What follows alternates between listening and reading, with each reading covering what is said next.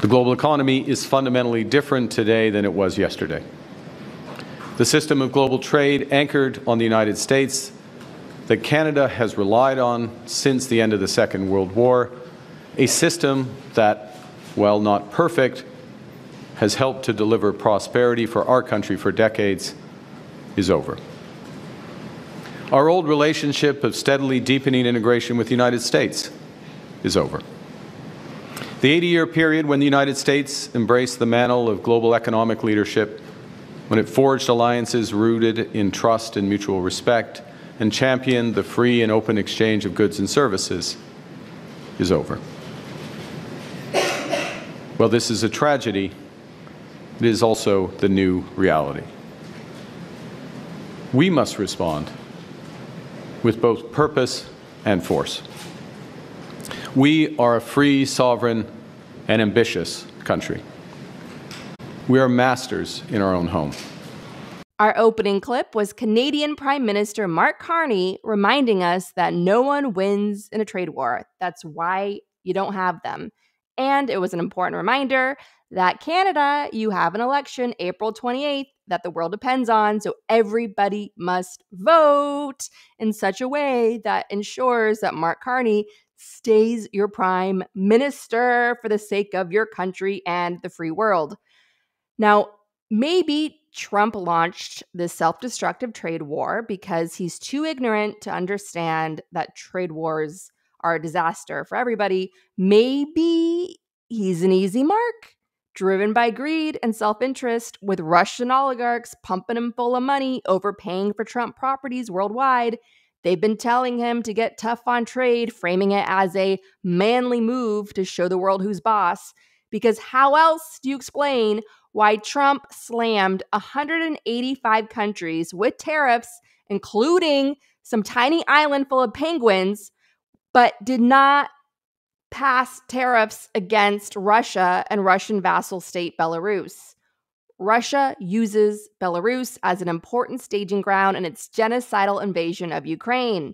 It's almost like Trump owes his power to the Russians and now he's repaying them. If only there was a podcast that warned us years ago.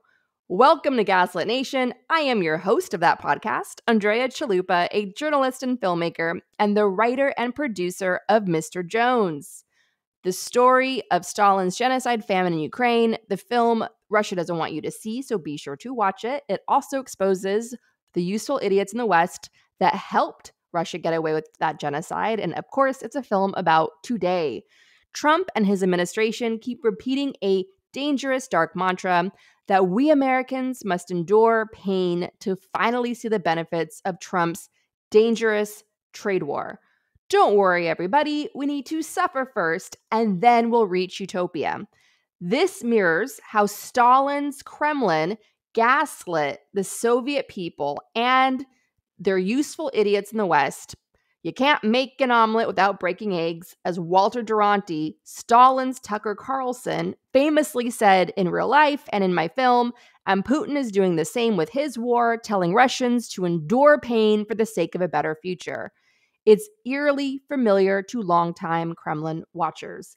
Let me reiterate, peace is in the process. I've said that on the show over the years. It's true. It is fundamental. Peace is in the process. The ends never justify the means. Martin Luther King Jr. wrote that in his memoir, Stride Toward Freedom, which opens Gaslit Nation's action guide on our website. There's a reason why, because to believe your eyes and believe your ears is the most important tool for survival against the gaslighting, the disinformation that we're up against. Believe your eyes and believe your ears. Starting with shock and instability only makes things worse in the end. There's no justification for it. The shock and instability are the end game. If they're telling you to suffer shock and instability for some greater good, they are manipulating you. They are controlling you. They are lulling you into complacency. Resist, resist, resist. Trump, a longtime accused Russian asset, went bankrupt 6 times and couldn't secure loans from any credible institution for years. This made him easy prey for the Russians, who helped him regain power, making him yet another wannabe dictator in the Kremlin's global arsenal. Think Maduro in Venezuela or Assad before his downfall in Syria. So why would Trump crash the stock market and the global economy? It doesn't make sense unless you're Putin. As a dictator with job security and no elections, Putin doesn't care if people suffer. But crashing the global economy terrorizes his competitors, weakening democratically elected governments, which fuels backlash against incumbents. Exactly what helped Trump rise to power again in 2024. When you factor in election hacking, influence operations, and bribing voters, crashing the economy helps the Kremlin manipulate elections worldwide. This pressure on elected officials like Keir Starmer in the UK and Macron in France, both leading the democratic world against Russia's war on democracy, plays right into the Kremlin's hands. The anger over the global economic turmoil from voters manipulated through social media and Kremlin-owned influencers targets elected leaders. This is why crashing the economy serves the Kremlin's long game. I believe that's why Trump is doing it. What do we do about it? Keep fighting back. Stay engaged. Vote. Make sure you are still registered to vote, even if you voted in the same place for a million years. Check your voter registration every 6 months, especially a couple months before a big election. Check it religiously because they are counting on you to not pay attention. They are trying to purge these lists deliberately to suppress the vote. Run for office, protest, and support good people who want to run for public service. Help the good out there rise to the top. Flood the system with science-trusting empaths who are going to become the new power, our new collective power. Thank you to everyone who showed up to protest across in all 50 states. We had protesters marching. Thousands filled the streets across this country. You're showing the world that these criminals destroying our country are illegitimate, and our numbers will only grow as they continue to wreck lives, thinking they're untouchable. But they're not. Their arrogance is our greatest ally. In this week's bonus show, we're running the Gaslit Nation Book Club discussion of Gene Sharp's From Dictatorship to Democracy, a revolutionary guide that inspired uprisings worldwide. For this month of April, we're reading Octavia Butler's prophetic novel, Parable of the Sower. Our next book club salon will take place the last Monday of April at 4 p.m. Eastern. This Monday, April 7 at 4 p.m. Eastern, the Security Committee will provide a special presentation on protecting our digital world in a time of dystopia. Then, on April 14 at 4 p.m. Eastern, our Gaslit Nation Salon will host a live taping with Patrick Guarashi, Chief Strategist and Advisor to Judge Susan Crawford, who won her big victory in Wisconsin against Elon Musk in that heated Supreme Court race. He also helped flip the Wisconsin Supreme Court to a liberal majority in 2023. He will discuss how Crawford's campaign stood up to Musk and won a massive victory, offering advice on fighting and winning righteous battles, no matter who you're up against or where you are. Excited for both of these conversations. Now, without further ado, here are my opening thoughts from our recent Gaslit Nation Salon Book Club on Gene Sharp's From Dictatorship to Democracy, which I will link to in the show notes. It is free. To hear the full discussion, join our Patreon community at patreon.com/gaslit. Discounted annual subscriptions are available, and you can also gift memberships. Thank you to everyone who supports the show. See you Monday at our salon.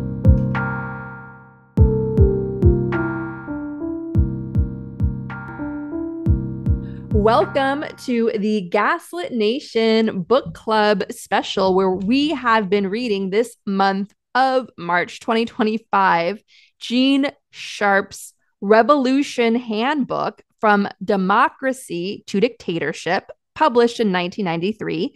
Gene Sharp was an American political scientist and founder of the Albert Einstein Institute, an organization to study and promote strategic nonviolent resistance as a tool for liberation.